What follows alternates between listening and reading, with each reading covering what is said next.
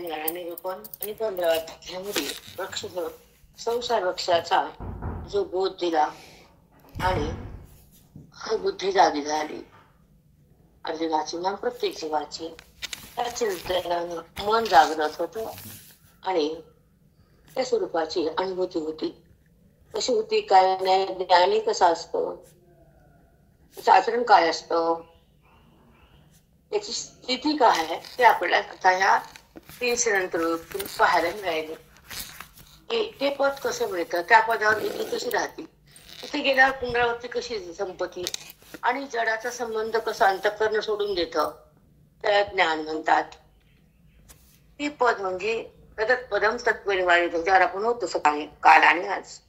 तत्पदम तत्परिमारितयन तस्मिन् निवर्तन्ति भूयः, म्हणजे त्या पदावरून प्रवृत्ती बाजूला येत नाही. ते पद आढळले सुटत नाही, तिथून बाजूला माझा भक्त जातच नाही. निवर्तन्ति भूयः, तिथून सरकत नाही. हे पद म्हणजे तत्पद, ते तत्पद माझे स्वरूपाचे, तो ज्ञानीच येतो, बाकी कोणी होऊ शकत नाही. कर्मठ येऊ शकत नाही. कर्मठाचं पण देतात जातो लोकांतराला असे. पण ज्यानं माझं ज्ञान पद प्राप्त केलं, ती माझ्या पदावर झाला, तो त्याला पुनरावृत्ती नाही, त्याला जन्म नाही, त्याला वासना नाही, त्याचं अज्ञान उरत नाही आणि तो माझ्यातून भिन्न होऊ शकत नाही. तत्पदम तत्परिमारितयन तस्मिन् निवर्तन्ति भूयः. ह्या श्लोकामध्ये जे सांगितलं फल ज्ञानाचं अतिउच्च स्थान आहे. ज्ञान स्वतः भगवंत बोलायचं चुकीचं नाही ना, ते बाकी तुम्ही सांगते चुकीचं ठरतं. स्वतः भगवंत बोलताना चूक कुठली आली. म्हणून ते पद माझं ब्रह्मपद आहे, ते मी तुझ्या आत आहे, मी जवळ आहे आणि तू देहाकडेस, कर्माकडेस, जगताकडेस, मोहाकडेस. हे बंद कर. मोह जर बंद झाला तर तुला माझी प्राप्ती वृत्ती अंतर्मुख होती. मोहानं विषाकार वृत्ती होती, जगताकर जाती. विकार तयार होतो आणि मोहामध्ये जीव बेळुंद होतो, तो भोगात राहतो. माझ्यात कुठं असतो, अज्ञानाच्या दृष्टीतून मोह तयार होतो आणि ज्ञान दृष्टीतून मोह बाजूला जातो. परमात्म्याचं सौख्य प्राप्त होतं आणि वेदांताच्या ज्ञानानं मन शांत आणि अज्ञानातून बाहेर येतं, म्हणजे अज्ञान समाप्त होतं. तो क्षण म्हणजे परमात्म्याच्या प्राप्तीचा, तो क्षण ईश्वराच्या अनुभूतीचा आणि ते फल ज्ञानाचं, ते अनुभूती सुखाची, ती प्रीती ईश्वराची, ते सौख्य आनंदाचं, ते स्थान परमात्म्याचं बुद्धीला मिळालेलं तत्पदम. आपला विषय आपला आहे. ते स्थान कोणाचे बुद्धीला मिळालेलं परमात्म्याचं, ते तत्तम पदम. तत् म्हणजे ईश्वर, पद म्हणजे माझं. जेव्हा ज्ञानानं मी माझ्या भक्ताला माझ्या पदाला रांधतो, ते पद तिथं मी असतो आणि ज्ञानी पण तिथेच येतो. तिथे पुन्हा बाहेर निघतच नाही, सरकत नाही. ही साधी भाषा आहे, पण आपल्याला अवघड झाली आणि अवघड संसार सोपा केला. आपलं उलट जन्म करायला जे अवघड आहे ते सोपं झालं आपल्याला संस्कारानं. कर्मांतर संस्कार आहेत ना, कर्म, माझं मी, कर्तव्य, जडेचा संबंध, देहभावाची उत्पत्ती, अंतःकरणामध्ये अज्ञानाची स्थिती, हे सगळं तुम्हाला जन्मजन्मान प्रत्येक जन्मात हाच सहवास आहे. देहाचा, जड पदार्थाचा, जगताचा, खोट्या सत्तेचा तुम्ही संबंध केला. देह खोटा, जगत खोटं, वृत्ती खोटी, विषय खोटे, परमात्मा मोठा. नाना पदार्थात तुम्ही विखुरले गेले. पण एक सत्ता अशी ज्ञान सत्ता संतासोबत गेलं, सत्संग झाला, श्रवण भक्ती हृदयात आली आणि बुद्धीला परमुक्ती लाभली. हे ज्ञानाचं फल आहे. इथं सत्संगाचं उच्च स्थान आहे बुद्धीला. सत्संग बुद्धीला भगवंताकडे नेतो, संसार बुद्धीला क्रोधाकडे नेतो, अज्ञान जीवाला मोहाकडे ठेवतं आणि श्रवण मनाला मुक्त करतं. टप्पे विसरायला नाही पाहिजे. कोण काय करत, मीठ खरट आहे कसं टाका कळतं, तिखट खमंग आहे प्रमाण कळतं आणि मसाला कसा वापरा हे ज्यांना कळतं त्याची भाजी सुंदर होती. आणि जर प्रमाण नाही का तर भाजी बिघडली. ती जर परिपूर्ण झाली तर ते स्वयंपाक सुंदर होतो. कुठलाही पदार्थ, चिवडा घ्या, नाश्ता घ्या की जेवण, त्याच्यामध्ये प्रमाण आहे. जसं कर्म, उपासना, ज्ञान आणि अज्ञानाच्या निवृत्ती शेवटचा टप्पा आहे. मग मी आवरणात आहे का, देहात आहे का, वासनेत आहे का, मी आवरात दुःख भोगतोय का, मी दुःखातून निघतोय, हे जर हृदयाला कळत नाही, वृत्तीला अंतःकरणाच्या, तुमच्या परमात्म्याला यश नाही, तुमचं आयुष्य सफल नाही, तुमच्या मनाला तो कळत नाही, तुमच्या वृत्तीत तो प्रगटला नाही, म्हणून तुमचं आयुष्य काढणे लागणे. त्या आयुष्यामध्ये त्याची प्राप्ती आहे, ज्या बुद्धीला त्याची वृत्ती आहे, ज्या अंतःकरणाला त्याचं मिलन आहे, तो स्वतः भगवान आहे. कारण त्या प्राप्तीमध्ये तो मिळतो ना, त्याचं आपलं ऐक्य होतं. मग भगवंत आपल्यापासून दूर कुठे? ज्ञान म्हणजे भगवंतापासून भिन्न न राहणं बुद्धीनं. अज्ञान म्हणजे देहाशी कुरूपण आणि भ्रम म्हणजे जगताला आहे म्हणणार. त्या तीन गोष्टी जर तुम्हाला कळत नसतील तर तुमच्या आयुष्याला अर्थच नाही. मग वेद वाचा, गीता वाचा, अवयवाचा का अभंग वाचा, पण त्याचा सार जर तुम्हाला कळत नसेल आणि कशात पण हे सांगितलेले अभंगात तेच आहे, गीतेत तेच आहे, हरिपाठात तेच आहे, मग एक वर्म कळाला असं काही मॅडम काय बोलले बाई? कसं कळतं ह्या लोकांना सुद्धा की कशात काय हे एवढं जरी अवलोकन झालं तर शुद्ध बुद्धी झाली. आणि ग्रंथात काय हे जर कळत नसेल तर हातात घेऊन काय फायदा त्याचा? बरोबर आहे का? सांगताय बरोबर. जेव्हा आपण 18व्या मध्ये बघितलं त्याला प्रश्न करताना भगवान ज्ञान दिलं 18व्या मध्ये, अर्जुन स्तब्ध झाले. भगवंताला अर्जुना जमलं का ते? हे का बोललं ना? ते बोलले बोलू कसं, तुला पद दिलं, मौन झालं. बरोबर ना? सांगायचं नाहीच नाही. मुलगा हुशारी दुकान सांभाळत बाप बोलतच नाही, सून हुशारी सगळं करती चिंताच नाही. बोलावं लागतं का? मग पाहायचे तसं बघून अर्जुनाला लागले माझ्या पदावर आलाय, आता काय सांगू त्याला? सांगणं संपलं. आणि अर्जुन भांबावून गेला कर्मसन्यास मध्ये, शेवटचा मोक्ष संन्यास. ते का बोलणं घाबरला तो. आणि त्यांना बोलत गेलं. ते बोलले काय बोलू तुला, तू माझ्या कसे आलास मला कळाले. तर भगवंत सर्व त्याला माहिती कोणता भक्त कुठे येते, कोणता जीव कसा येते, त्याचे पुस्तक हरसान. मग ज्या शेवटच्या 18 अध्यायामध्ये भगवंत आणि अर्जुन एक पदावर आले आणि ते पद अर्जुन भोगला, पण त्याला अर्जुन भगवंताने बोलावंच वाटायला. मौन का झाले बोल ना. मी एवढं तरी तुम्हाला जे सांगते ना थोडंच घ्यायचं, आपण 100च घेतले. शांत, ओवी, बद्ध आणि स्वर आणि सुंदर. कारण आज तर मंगल कुटुंब हे वाचायला घेतलं नाही. ती ओव्या किती होत्या? 50 मंगलच्याच. सुरुवात नव्हती जाते यायला.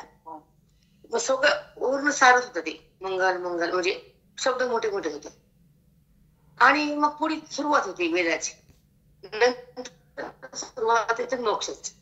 अर्जुनाला तो परमात्मा कसा भेटतो, अजून ज्ञानामध्ये कसा एकवटतो आणि अज्ञान कसं सुटतं ते 18व्या अध्यायात सांगितले भगवंताने.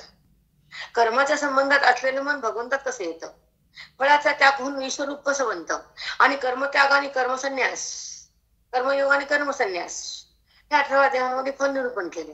आणि अर्जुनाला ब्रह्मपद दिले. कृष्णाला सोबत दोघ जण एकत्र जरी भिन्न असले तर दोघांचं मन एकत्र झाले. मोक्ष संन्यास योग.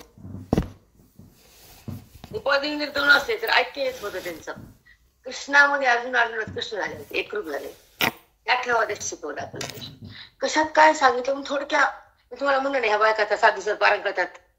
हे जर महिनाभर केलं ह्यांना 300 घ्यायच्या रोज, पण हे बदलत नाही. ते धोंगलेले अंग असतात, कट्टर असतात, कट्टर. काही कळलं का नको आम्ही असंच करणार. आपल्याला बोलण्याचा फायदा नाही, न त्यामध्ये ट्रेनिंग नाही. पण जेव्हा तुम्ही स्वरात येतात, ओवीत येतात तर तुमचं कल्याण होतं. तर 7 दिवसानं पुण्य होईल. हे जन्म, हे पुण्य कुणा कुठे ना कुठे कारण जन्मात कामी येईल, पाहिलात नाही. पण पण टाकला तर नफा यावरचा राहिला. नफा जर 10 वर्ष थांबलं तर थांबते काही थांबू शकतं, कोणी सहन करतात त्याला नाही.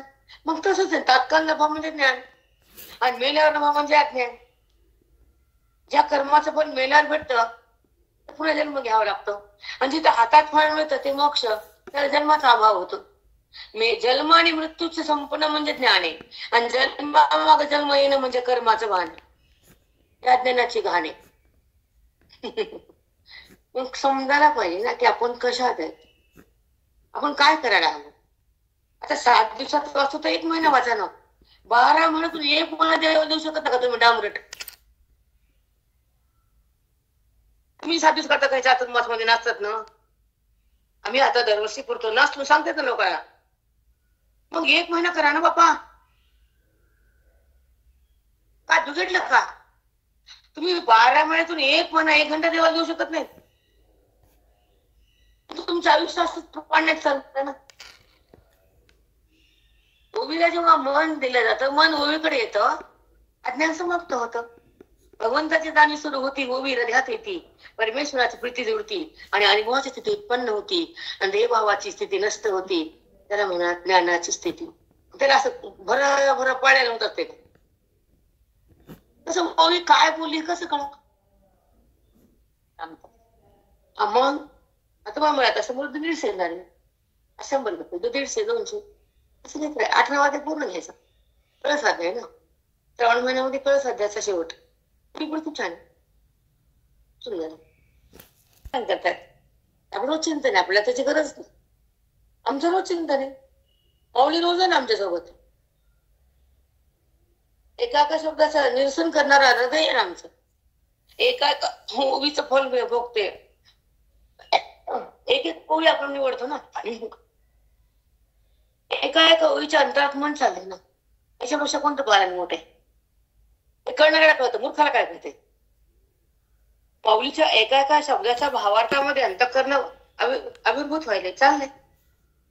एका एका शब्दात जाणं का असं बोट फिरणं सांगा ना. सोबत एक रूप. हा बोट फिरून जन्म गेलाच कसा वाया. पण एका माऊलीचं मनोगत काय, भगवंत बोलले काय, अर्जुनाला कळालं काय. अर्जुन बेभान होता, अर्जुन रडत होता, देहभावात होता, नात्यात होता, कर्माला सोडून गेलता आणि उडी मारली होती अर्थातून आणि रडणं होतं. मग जीवाचं पण रडणंच संसार बघू बघू. अजून रडला खरे, पण तुम्ही पण रडतात ना रोजच. तुमचं रडणं ऐकणार बिकून नाही, संपवणार बिकून नाही. पण त्याच्या रडण्यासाठी भगवंत आले नाही का.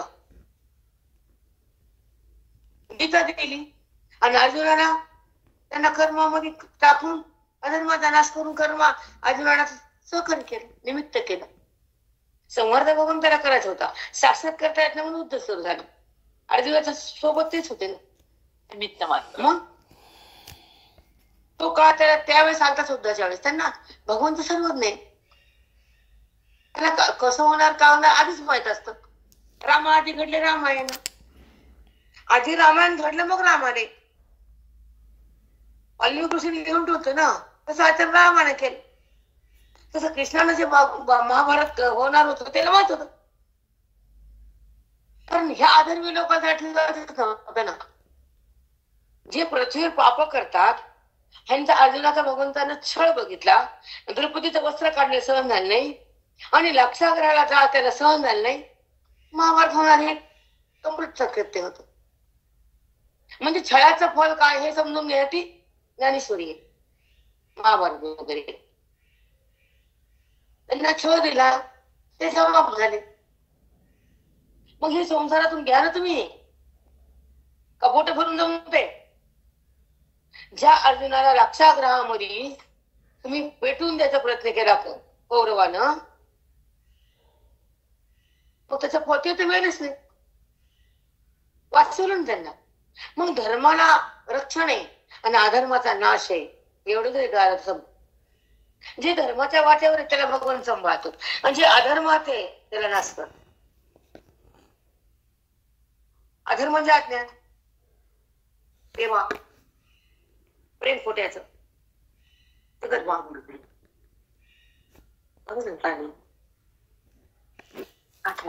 अज्ञान तेव्हा हे सगळं संभ्रम आणि मोह, या शक्ती आणि हे जगत भाव जेव्हा तुमच्यापाशी घट्ट आहे बुद्धी, जेव्हा आत्मभाव स्पष्ट येतो देहभाव नसतो.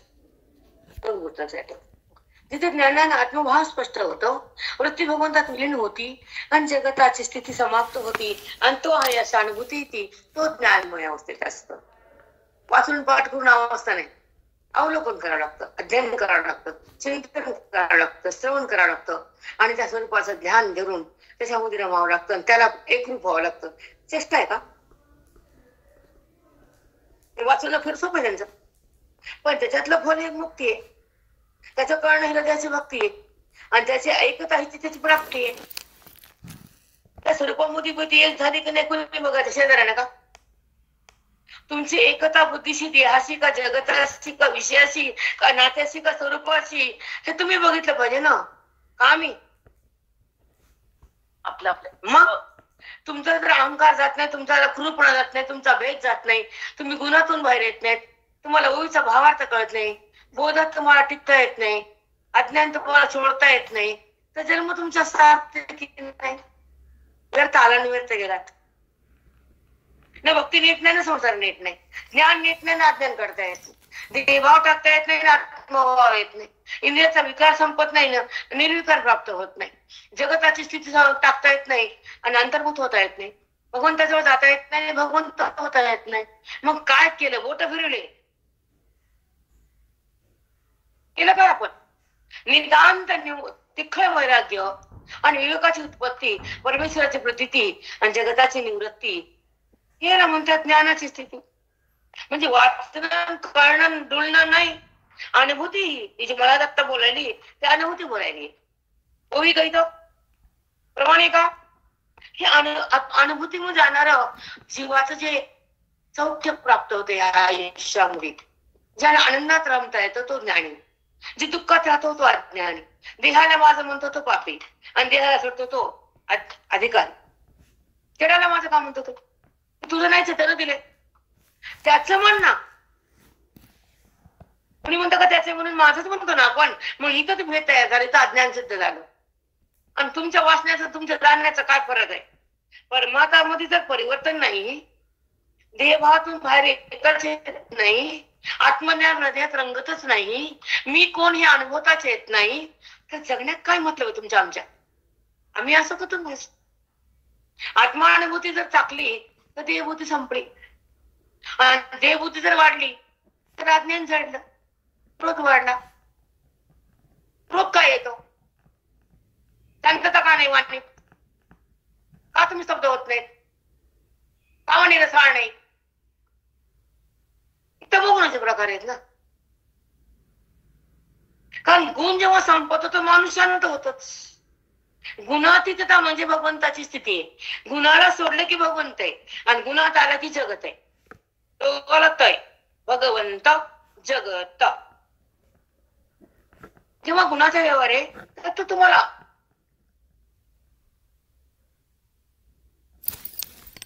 आपल्याला हवी होतात का गुण आपल्या हातात आहेत. गुणात राहणं म्हणजे क्रोधात येणं, आणि गुणाला सोडणं म्हणजे शांत होणं. ज्ञानमय अवस्था स्तब्ध असते, गुणरहित असते, गुण सुटलेले असतात. तिथून व्यवहारापुरते असतात आणि व्यवहार बाधित असतो. गुणाचा स्पर्श नसतो, गुणातीत तो असतो. हा ज्ञानाचा आदर्श असतो. गुणाला सोडणारी बुद्धी ज्ञानमय असते, आणि गुन्हा टाकण्यासाठी हे श्रवण असतं, आणि गुणातीतून यायला मनाची तयारी असते, आणि मन भगवंतामध्ये जाण्यासाठी लुब्ध असतं. म्हणून ते गुणाला सोडून पलीकडे जातं. त्याचं ध्येयच भगवंता प्राप्तीचं असतं. भक्त करा. कारण गुन्हा जेव्हा असतो तर भगवंताची प्राप्ती नाही, आणि गुण जेव्हा आपल्याला हवे होतात तर चंचलता येते, स्तब्धता जाते. ज्या शांत चित्तामध्ये भगवंताची प्राप्ती आहे, आणि जी अंतःकरणाची स्थिती बंद होती आणि भगवंताचं ऐक्य सुरू होतं, आणि त्या वृत्ती आनंदात नसती, तृप्त होती, अनासक्त होती, विरक्त होती, मुक्त होती, भगवंत होती, त्याच्या जवळ राहती, तद्रूप होती, व्यवहारातून निघती, आणि काय व्यवहार केला तिला माहित नसतं. त्याला म्हणायचं निर्विकार स्थिती. माहितीच नाही काय करायला, त्याचा भाग नाही ते करण्याचा. कर्म इंद्रियाचे तो देवात ईश्वरात आहे. कर्म करणारे गुण आणि इंद्रिय एकत्र व्यवहार होतो, आणि त्या इंद्रियाला सोडलं आणि कर्माला तोडलं, आणि त्याने भगवंताला मन जोडलं. मग तो कर्माचा ईश्वरात आहे, तो ज्ञानी. जेव्हा वृत्ती थांबती तर ती कर्माला धारण करते, भगवंताला कुठे धारण करते. कर्माचा संबंध आहे तर ते अज्ञानाचा भाग आहे, आणि कर्माला सोडणं हा विवेकाचा भाग आहे. सारा आणि असा जेव्हा दोन टप्पे तयार होतात, तर आसाराला सोडती आणि साराकडे येते. आसारा व्यवहार आहे, जगत आहे, बुद्धी आहे आणि गुण आहेत. हे आसार आहेत, 3 टप्पे. गुण, व्यवहार, आसक्ती आणि वृत्ती. त्या वृत्तीमध्ये गुणाची जेव्हा स्थिती चालते तर तो गुणाला सोडून आपल्या मनात असतो. तो गुण त्याला अटॅच होत नसतो, आणि व्यवहार त्याला संबंध नसतो, आणि त्या कार्यात त्या व्यवहाराचा तो करता पण नसतो, कारण तो अव्यवहार स्थितीत असतो. पुन्हा आपल्या आपल्या गुणातीत असतो तो. व्यवहार झाला तरी संबंध नाही आणि इंद्रियाचा तिथे विकार नाही, कारण इंद्रिय स्तब्ध असतात, विकार रहित असतात. तिथे ज्ञानाचं फल आहे. इंद्रियाचा विकार नष्ट होणे हे ज्ञानाचं फल आहे. विकार रहित इंद्रिय तीच भगवान ती साक्षात्कार झाला. कसं असते, तिथे विकार संपला, तिथे आकार सरकला, निर्विकार प्रगटला. विकार संपले, आकार बाजूला गेला, बाधित झाला ना. मग विकार, आकार, निर्विकार. जेव्हा वृत्ती मातीमाग अज्ञान असताना करणं, वृत्ती उत्थान पावती, व्यवहारात जाती. पण व्यवहाराला पाहताना मी करता होती, पण व्यवहार करताना सुद्धा तो अलिप्त असतो. त्याला व्यवहाराचा बाधा नसतो, व्यवहाराचा संबंध नसतो आणि व्यवहाराची आसक्ती नसते, व्यवहाराचा स्पर्श नसतो, ज्ञानाचा उत्कर्ष असतो. तो अव्यवहार स्थितीमध्ये भगवंतापाशी असतो. जगताचा व्यवहाराचा बाधा असतो, वृत्ती असते. व्यवहार करू नका नाही असं बोलावंच लागतं. जर दूध हातातलं साडेचं सांभाळ म्हणून सांगावंच लागतं. खाली पायरी नीट बघ म्हणून बोलावंच लागतं. गॅस पेटला बंद कर म्हणून सांगावंच लागतं. व्यवहार चुकलेला नाही, पण व्यवहार करून सुद्धा व्यवहाराच्या भिन्न राहणं तो ज्ञानी. व्यवहाराचा आपल्याशी संबंध न होणं तो ज्ञानी. व्यवहार करून त्याच्याशी विरुद्ध आपण अलिप्त होणं तो ज्ञानी. व्यवहार करू नका असं कोणीच सांगितलं नाही. स्पर्शन, जगरण, निमिषण पाहणं, पापणे हलणं, बघणं, खाणं, वास घेणं, स्पर्श चुकलाय का? स्पर्श होतोच हवेचा. ज्ञान झालं म्हणजे हवा स्पर्श करणार नाही, गरमी होणार नाही, असातला भाग नाही. तो कार्य होतच राहणार, पण कार्यामधलं मन ईश्वराकडे येणार आणि कार्याचा साक्षीभाव तयार होणार, जगताचा बाध होणार व अज्ञान निवृत्त होणार. नंतरची वृत्ती जी उत्पन्न होणार ती वृत्ती बलिदान होणार, मिथ्यात्व होणार आणि कार्याचा अभाव होऊन तो ईश्वरामध्ये जाणार. त्याला म्हणायचं ज्ञानाचा साक्षात्कार. आणि आम्हाला काय बांधून बोलता येत नाही, जे येतं ते सांगावं लागतं. आम्हाला असं ठरवून नाही बोलता येत. व्यासपीठ तसंच आहे, ठरवलंच आपण तर गप्पा असं राहून आणि वेगळ्याची. आणि गप्पा तुमच्यासाठी सगळ्यात महत्वाचे आहेत. आम्ही असे ज्ञानाची बैठक मजबूत असावी, अज्ञान समाप्त करावं आणि बोधामध्ये शिरावं. मी करू नये, अहंकार होऊ नये आणि स्वरूपातलं मन बाहेर येऊ नये. मन राम व्हावं, आसक्तीत न राहता विरक्तीत यावं आणि ज्ञानाचं फल बुद्धीने भोगावं, तिनं ब्रह्ममय जगावं. हे म्हणे शेवटचा टप्पा. तिनं कसं जगावं? ब्रह्ममय होऊ, देहमय नाही. देहाची टंगणार खूप लोक आहेत.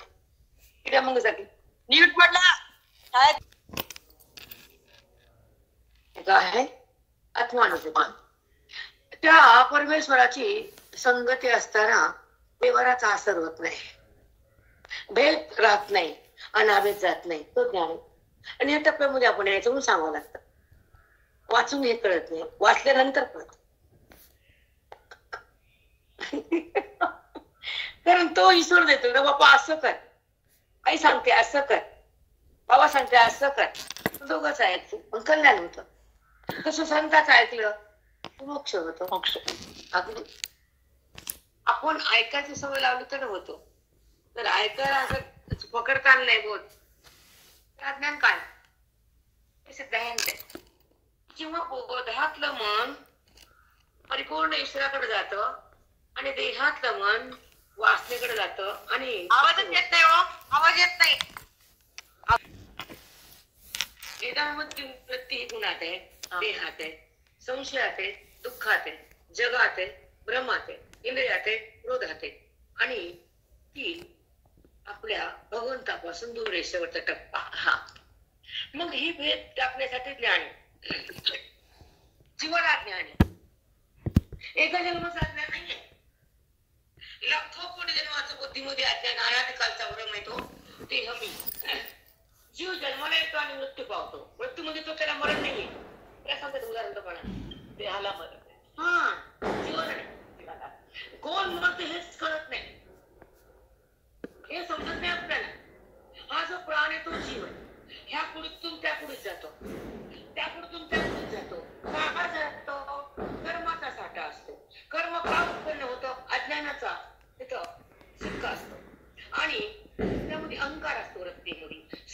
देहाचा आहे, जगताचा आहे, विषयाचा आहे, कर्माचा आहे, भगवंताचा संबंध नाही. म्हणून तिथं जे कर्म होतं ते साठलं जातं, त्याचं पाप आणि पुण्य तयार होतं. तुम्ही जर वाईट कर्म केले तर पाप, चांगले कर्म केले तर पुण्य. पण ही ज्ञानी व्यक्तीनं दोन्ही बेड्या करायच्या, एक चांदीची बेडी, सोन्याची बेडी. पाप आहे ती बेडी, पुण्य ती बेडी. आम्हाला पुण्य नको आणि पाप आहे नको. मग काय पाहिजे तर भगवत भाव, ब्रह्मभाव, आत्मभाव, त्या भावात राहायचं आणि आमच्याकडे सत्तेकडे जायचं. आमची सत्ता ही देहाची नाहीये, इंद्रियाची नाहीये. आमचा देहभाव आम्हाला टाकायचा आहे, आम्हाला आत्मभाव जगायचं, आम्हाला प्रेम भक्ती घ्यायचा आणि ईश्वराच्या सोबत राहायचं, आत्मानुभूती घ्यायची आणि प्रेमा भक्ती करायची. त्यांचा अभेद होऊन जी भक्तीचे प्रेमा, भक्तीचे आधी पण भक्तीची त्याची तो बीच आहे. हा, तुम्ही आधी भक्ती करतात नाही असं नाही, मान्य करतो आम्ही, भक्तीला नमन करतो, भक्तीचे नमन. मग पण भेद तुमच्या भक्तीमध्ये अंतर आहे ती मान्य नाही, तुमच्या भक्तीमध्ये विकार आहे ते मान्य नाही, तुमच्या भक्तीमध्ये ईश्वरापासून बुद्धी दूर आहे ती मान्य नाही. आणि जी भक्ती केली तिथे ईश्वर भिन्न नाही ते अभेद भक्ती. अभेद केव्हा होतो आणि भेद कधी येतो त्या दोन गोष्टी बोलून. आणि प्राण कसा कुडीतून निघतो, प्राण म्हणजे जीव आहे आणि हा पंचभूताचा मेकळा म्हणजे हे 5 भूत आहेत. मध्ये स्थूलदेव तो संपतो अग्नीच्या द्वारे, ते सत्य त्रिवार सत्य. ह्या देहाला अग्नीच्या द्वारे 5 ठिकाणी अभिन्न करावं लागतं. पण हा देह एकत्र येतो तो परमात्म्यात असतो, नीट लक्षात ठेवा. त्याच्या सत्तेवर हा राहतो, पण जीव त्याला न पाहता देह कोण वाचता म्हणतो, बरोबर ना? पण जो जीवात्मा त्या देहातून भिन्न होतो तो ज्ञानमय होतो, वेदांताच्या रस्त्याकडे येतो, साधूच्या संगतीत राहतो, संघाच्या बाबतीत रमतो आणि स्वतःला मी कोण समजतो आणि अज्ञानातून बाहेर येऊन तो जीवन मुक्त होतो. त्याचा प्राण बाहेर निघत नाही, त्याची जीव समजत नाही, तो जीव शिव झाला. कुठे प्राण उरला, कुठे बाहेर निघाला? धाम मामा आत्म्यारूपात एकरूप झाला. मग त्याला जन्म नाही, मृत्यू नाही, देह सोडला त्याला भीती नाही, कारण तो देहात नव्हताच, देहासंबंध नव्हताच, तो देहातून भिन्न होता, आत्म्याशी एकरस होता, भगवंताशी तदाकार होता, आत्मस्वरूपामध्ये अभिन्न होता. जिथून आला तिथं तो नव्हता. मग त्याला जन्म नाही, मृत्यू नाही, वासना नाही, जन्म कर्म नाही, पाप नाही, पुण्य नाही, मग तो ईश्वरामध्येच आहे. हा आता ज्ञानी, हे ज्ञान पोचत नाही, कळत नाही, तर जन्म वाया गेला. आणि त्याला कळतं त्याचा स्वार्थ किती लागला. बोधामध्ये अंतःकरण जेव्हा बुडतं तर अज्ञान उडतं. दोन गोष्टी लक्षात ठेवा. बोधामध्ये अंतःकरण म्हणजे मनवृत्ती, चित्त, अहंकार, ह्या 4 वृत्त्या जेव्हा बाधित होतात आणि ईश्वराचा संगम होतो आणि देहाचा बाध होतो, वृत्तीचा निराश होतो, दोषाचा नाश होतो, अविनाशी प्रकट होतो, ती पद म्हणजे अविनाशी. अज्ञानाचा नाश आहे, अविनाशी प्रगट आहे. तो तिथंच आहे, तुम्ही देहातच आहे, मेळ बसत नाही, म्हणून ज्ञानेश्वरची उभी. म्हणून जीवन देखे मारण, जीवन देखे मारण, नवे घेई सांडी जीर्ण, नवे घेई सांडी जीर्ण, संचिता प्रमाण भोग प्रारब्धाचे. तेथे काय मिते माझे, तेथे काय मिते माझे, कोण वागवितो जे. तुम्ही कोण म्हणते? अंतःकरण. का म्हणते? अज्ञानामुळे, भोगामुळं, वासनेमुळं, गुणामुळं, विषयाच्या स्पर्शामुळे. ज्या मनाला विषयाचा स्पर्श आहे त्याला भगवंताचा स्पर्श नाही, आणि ज्या मनाला भगवंताचा स्पर्श आहे त्याला विषयाचा संबंधच नाही. भोगू न भोगता, करुणा करता. मग जीवन देखे मरण, नवे घेई सांडी जीर्ण, संचिता प्रमाण भोग प्रारब्धाचे. मी ते काय माझे सांग बरं, मी कोण असतो? मी माहित नाही आणि माझंही कळत नाही. मग माझ्यात गुंतू नको आणि मी करू नको, हे ज्ञान सांगतं आमचं. मी करू नको, माझ्यात गुंतू नको, देहभावात राहू नको, कर्माला शिवू नको, विवेकातून निघू नको, वैराग्याला सोडू नको, ब्रह्मज्ञान चित्तात काढू नको आणि भगवंताचं ऐक्य सोडू नको. तो ज्ञानी श्रवणात करतो राजा. ज्या आयुष्यामध्ये अध्ययन होतं साधूचा हा हात मस्तकावर येतो आणि तेव्हा त्या भगवंताचा स्पर्श हृदयाला होतो, तेव्हा अशा सर्व गोष्टी मिळतो, परमात्मा जुटतो, तेव्हा तो जीवात्मा परमात्म्यात विलीन होतो. तो ज्ञानमय अवस्था बघतो, तो आपल्या पदावर येतो. तत्पद एक नमस्कार जरूरच आहे. ती बुद्धी देहाकडे चालली तर त्याला आवडावं, तो झाले तर त्याला काढावं, समोरून मला त्याला सोडावं आणि मी कोण करावं. आता काय मी ते काय मानते, मी ते काय मानते.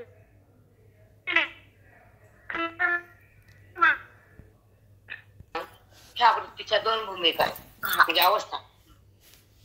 एक वृत्तीची अज्ञानी, तिला भगवंताची ओळख नाही. एक वृत्ती ज्ञानी, ती ईश्वराच्या ओळखते आणि ईश्वर रूपती ईश्वरासोबत राहते, देहासोबत नसते. व्यवहार देहाच्या आत देहाच्या संबंधाने होतो, कारण देहाचे व्यवहार करतो ना, इंद्रिय देह. पण संबंध देहाचा नसल्यानंतर ते व्यवहार हा निर्व्यवहार होतो. निर्व्यवहार, निर्व्यापार, निर्विकार त्या अवस्था आहेत त्याच्या. जरी कार्य झालं तरी माझं नाही, कार्य होतं ते गुणाचे आणि इंद्रियाचे. इंद्रिय मी नाही, मी परमात्मा आहे आणि मी निजधन आहे, मी व्यापक आहे, मी एक नाही. परिच्छिन्न अवस्थेतून व्यापक अवस्थेत जाणारा ज्ञानी देहाच्या संबंधित राहत नाही आणि देहाची सत्ता त्याला माहित नाही, कारण तो व्यापक आहे. तो आपल्या परमेश्वरात आहे, तो आपल्या ब्रह्मतत्वात आहे, तो आपल्या असं स्वरूपात आहे, तो आपल्या महिमेत आहे, तो आपल्या भिन्न भावात आहे. भिन्न भाव म्हणजे देहभाव, भिन्न म्हणजे देहभाव आणि अभिन्न भाव म्हणजे आत्मभाव. मग वृत्ती अभिन्न भावात आहे का देहभावात आहे, हा प्रश्न आपल्या साधकाला आहे. हॅलो, माहिती कळायला का काय बोलले? हो करतो, स्वतःला स्वरूप समजतो, मी देह नाही असं वाटतं, पण निश्चय नसतो. ऐकताना बरं वाटतं, पुन्हा घर खरं वाटतं. ऐकताना बरे आणि पुन्हा तेच खरे. दृश्य दृश्य जेव्हा खरं वाटतं तेव्हा अज्ञान जिवंत असतो आणि दृश्याचा बाद असतो तर अज्ञान मिथ्यात्व रूपाने असतो, काही त्रास देत नाही. सर्प मेलेला आहे, लोक विकले रस्त्यानं सापडलाय, तो मेलेला आहे, लोक म्हणतात मेलेला आहे. विस्तरत होतो ठेचलेलं सर्पाचं आणि निश्चेष्ट पडला, हालचाल नाही. ज्या सर्पाची हालचाल नाही, तोंड ठेचलेले, तर तो मेलेला आहे. तर त्याला भीत नाही जाताना, पण तो जो चालतो तर लोक भीतात. तसं अज्ञान जिवंत आहे तर भीती आहे आणि अज्ञान मेले तर व्यवहाराची भीती नाही. साधं उदाहरण बेटा, कळालं? माहित आहे? हो माऊली, हो हो माऊली. होत आहे. मग ह्याच्यातून एक सांगतो तुम्हाला. सत्य सर्प मानला, हा तो चालू लागला, ठीक आहे. पण जेव्हा दोरीवर सर्प भासला तर तो चालतो का? आणि चालताना पण तो असतो का? तरी भासला, वाटलं ना वाकडे तिकडे हाय, सापच हाय हाय हाय, नुसते हाय प्राराने जरी हात. हा, मग जेव्हा रज्जूवर सर्पाची प्रतीती येते तर ती भ्रांती असते आणि दुःख असतं तिथं. दोरी कळाली म्हणून सर्प वाटला आणि सर्पाचा संबंध वृत्तीने केला. दोरीचा संबंध कुठे झाला? एकदा दोरीचा संबंध झाला की चाल. मग आत्मसंबंध कुठे व्हायला तुमचा? ऐकून मी संबंध थोडा तयार नाहीत ना. शब्दानं कळाला, अनुभव कुठं आला? वृत्तीने कुठे सोडा द्या संबंध. जेव्हा ती परमात्म्यात असते तर ती गुणाला कुठे शिवत नाही. व्यवहार तिला माहितच नाही, करते व्यवहार पण स्पर्श नाही.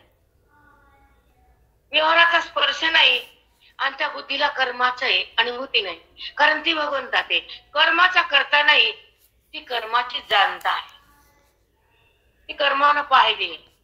कर्माला पाहणारा ज्ञानी आहे आणि कर्माला धरणारा ज्ञानी आहे. सांगा माहिती दोन वाक्य. कर्माला धरणारा कर्माला धरणारा कर्माला अज्ञानी, जाणणारा ज्ञानी. कर्माला पाहणारा ज्ञानी आहे. आता पाहणं कसं, कर्माला संबंध होणं कसं. इंद्रियाच्या द्वारे गुणाच्या सत्तेनं होणारी क्रिया जेव्हा उत्पन्न होती वृत्तीमध्ये तर तिथं बुद्धी जाते आणि मी म्हणते. पण जेव्हा इंद्रियाच्या विकारानं अज्ञानाच्या सत्तेनं जेव्हा क्रिया बनते गुणाच्या द्वारे तर गुण हे मायेचे येतं आणि गुणातीत मी आहे. आणि जेव्हा गुणातीत मी आहे तर गुणाचा येईल का तो? नाही. आणि गुणाला जे कार्य होईल ते कार्य त्या जीवाकडे येईल का? नाही. जेव्हा तो जीवात्मा ज्ञानमय होतो, ते भावातून बाहेर येतो, कर्माला सोडून आत्मस्वरूपात राहतो, इंद्रियाचा व्यवहार सोडून अव्यवहार स्थितीत येतो, तेव्हा कर्म करता नसून कर्माचा साक्षी होतो, तो ज्ञानी असतो. कर्माचा साक्षी हा अलिप्त असतो कर्मातून आणि कर्म करता हा अज्ञानी कर्मात असतो. कर्मात असतो म्हणजे बुद्धी कर्माला धारण करते आणि कर्माचा करता होती, तेव्हा विकार होतो, अज्ञान तसंच राहतं, कर्म सोबत येतं, पापुण्य तयार होतं, भोगाला यावं लागतं, त्यामुळे मृत्यूला भेटावं लागतं. हा अज्ञानाचा परिहार.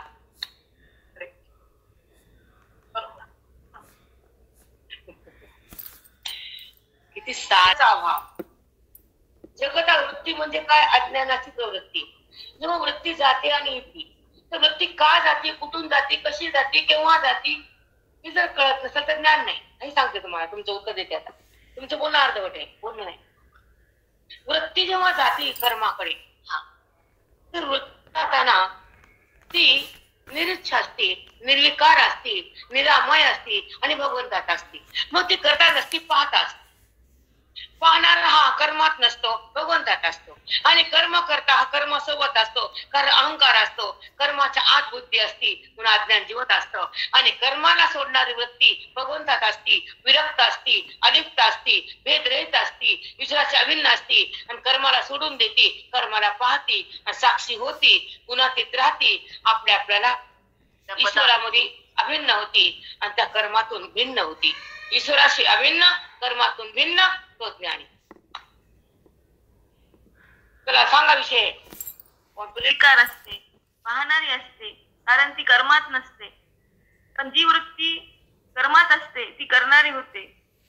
पण जी कर्मात नसते ती विरक्त असते, अलिप्त असते, भेदरहित असते. ती कर्माला पाहणारी असते, साक्षी असते, गुणातीत असते, ईश्वराशी अभिन्न असते आणि कर्मातून भिन्न होते, तो ज्ञानी. खूप छान.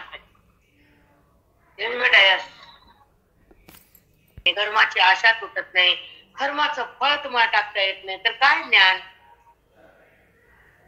कर्म सोडले का कर्मात आहे का कर्माचा अभाव आहे हे पण नाही कळत. आता माझी वृत्ती कुठे आहे, माझ्या कर्माचा साठा आहे का कर्माचा अभाव आहे हे सुद्धा कळत नाही साधकांना.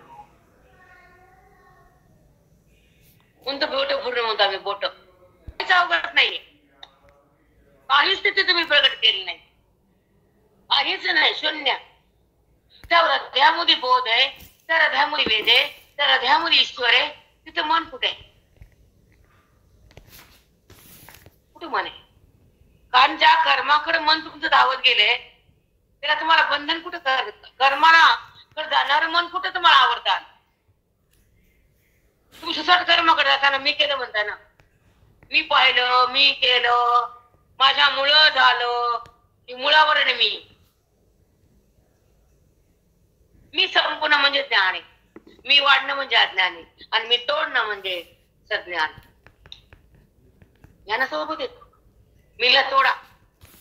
मी म्हणजे कोणती? अहमवृत्ती आणि सोमवृत्ती. एक वृत्ती अहम आहे, एक वृत्ती सोहम. तो मी ही ज्ञानमय अवस्था. पण त्याला मी मध्ये म्हणणं पण ती माया सोबतच आहे, प्रत्येक ज्ञान. तर ज्ञान नाही तिथं. तो मी सो हम परमात्माच मी इथपर्यंत कार्य वृत्ती. पण ती ज्ञान वृत्तीगत आहे, वृत्तीनं कळायला मी येऊन जेव्हा वृत्ती सुटली तर तोच मी, हा अनुभव मी तो जे आहे प्राप्त होतो आणि मी निघून जाते. मी म्हणजे वृत्ती, व्यवहार आहे, माया. शब्दानं सांगितलं तो मी. आम्हाला मान्य नाही शब्द पण भगवंताकडे जायला. त्याचा सुद्धा स्पर्श सोडून द्यावा लागतो आणि व्यवहार संपवावा लागतो, अनुभव प्रगटावा लागतो, ससंमित व्हावं लागतं. तेव्हा वृत्तीपूर सुटल्यानंतर स्वरूप ज्ञान प्रगट होतं आणि बुद्धीचा प्रवेश आत होतो. बुद्धी कुठे बोलते मग? स्वरूपात गेल्यावर बुद्धी बोलल का? तिथं बोलण्याचा व्यवहार आहे का? कारण ते व्यापक आहे, एक आहे, अपरिच्छिन्न निर्विकार आहे, व्यवहार नाहीये. म्हणून तिथे बुद्धीला बोलता येत नाही मी म्हणून, फक्त अनुभव घेते. आणि सोम मध्ये त्यांना तो मी कळतो. पण मी जेव्हा नाश होतो मायेचा, तेव्हा आत्मप्रकाश येतो आणि शिवाला त्या ईश्वराचा स्पर्श होतो. तो अनुभवतो, चाकतो. पण संत महात्माच मांडतो, साधक मांडू शकत नाही. वेद आहे, ईश्वर आहे, पण तिथं मन जात नाही. कारण मन कर्माकडे धावलं, त्याला आवरता आलं नाही. मी संपला ज्ञानानं, मी वाढवलं अज्ञानानं आणि मी तोडलं अज्ञानामुळं. मी ही अहमवृत्ती आहे आणि तोच मी ही सोहमवृत्ती आहे. सोहमवृत्ती ही वृत्तिगत ज्ञान आहे. ती वृत्ती ही सुटली पाहिजे. तोच मी म्हणताना त्याच्यातला मी पण गेला पाहिजे. मी म्हणजेच व्यवहार आहे आणि मी म्हणजेच माया आहे. त्या मायेचा स्पर्श संपावा, तेव्हा अनुभव प्रगटतो. स्वरूपभूत ज्ञान राहतं. तो एक आहे, व्यापक आहे, अपरिच्छिन्न आहे, अव्यवहार्य आहे. तिथे बोलताही येत नाही, कारण तिथे शब्दही नाही. फक्त त्या आत्मप्रकाशात जीवाला ईश्वराचा स्पर्श होतो आणि अनुभूती प्रगटते. आणि ती अनुभूती फक्त संतच मांडू शकतात, साधक नाही. साष्टांग दंडवत. खरंच तेवढंच करेल. कारण एवढी साधी भाषा वेदांत मांडता येत नसतो ना, बिलकुल नाही. जेव्हा जिभीला चव नसते तर माय वेगळं वेगळं करून देतील, त्याला का वाटते? बाळाला ताप असते ना. पण आई असं करते तिथे जीभ त्याच्या पानावती. तसं ते बुद्धीला कळत नसतं, पण ह्या शब्दातून त्या कळलं जातं. अध्ययन त्याचं नाव आहे. अध्यात्माच्या स्वरूपाची प्राप्तीसाठी केलेलं श्रवण त्याचं नाव अध्ययन. आत्म्याच्या प्राप्तीसाठी केलेलं बुद्धीनं श्रवण, त्या भगवंताच्या प्राप्तीसाठी, त्याला म्हणायचं अध्ययन. त्या अध्ययनाच्या द्वारे आता तुम्ही सांगा, निर्दिष्ट धरलं पाया पडले असं करून उघडली नाही सांगा, आणि सुटली का ज्ञानेश्वरी? ज्ञानेश्वरी उघडली नाही, ज्ञानेश्वरी सुटली नाही. सोडली का तुम्ही? शब्द काही सांग नाही का? मग ही व्यासपीठ शक्ती असते. आणि शब्दात मांडणं सोपं नाही, पण येतं तुमच्या पुढे बसले. खरंच कमाल, भयानक. तू कसली मांडणी ती आता? भिन्न नाभिन्न परिचिन्न आतानं बाहेर आहे का कुठं? कोणत्या ग्रंथात लिहिले दाखवा. हे स्फुरणे अनुभूती व्यासपीठाचं दर्शन आहे. व्यास आणि पीठ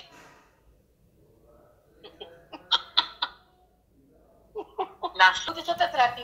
ब्रह्मास्मी सतत चालू होती आणि ते बुद्धी विनाश पावती. व्यवहारातून भिन्न मन भिन्न होतं, ईश्वराचं अभिन्न होतं, ज्ञानात संलग्न होतं, अज्ञान भस्म होतं आणि ईश्वराचं भान सतत येतं.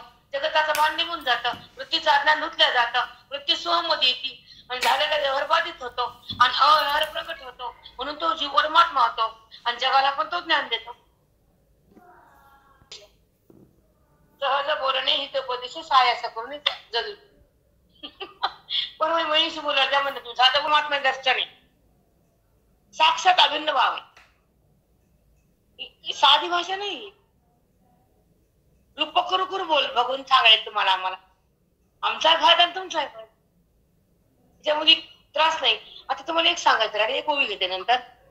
जीवन देखे मरण नवी घे सांडी जिरण संचिताप्रमाणे भोग प्रारब्धाचे. तेथे मी काय तेथे मी ते काय माझे, कोण मागविते ओझे. देहा के विवारी जे हे काळाचे भातुके. हे अन्न काळाचे, ह्याच्यामध्ये कशाला गुंगारास रिजे? ह्याच्यामध्ये का गुंताला तू? माझं काम मिळाला, ह्याला सोड. देहा के विवारी जे हे काळाचे भातुके. तेथे काय मी ते माझे, तेथे काय मी ते माझे.